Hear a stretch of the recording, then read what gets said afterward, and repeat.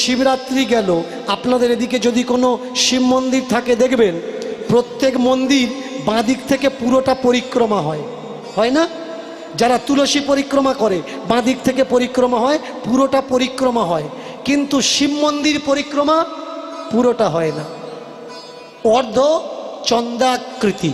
তার মানে আপনাকে এইভাবে যেতে হবে, গিয়ে ফিরে এসে ফের এইভাবে, ফিরে এসে ফের এইভাবে, ফিরে এসে ফের এইভাবে। কেন?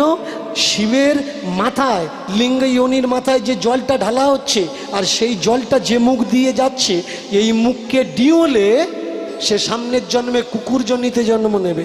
এর জন্যে পুরোটা পরিক্রমা করতে নেই, এইভাবে যাবে, এইভাবে যাবে, এইভাবে যাবে, এইভাবে যাবে।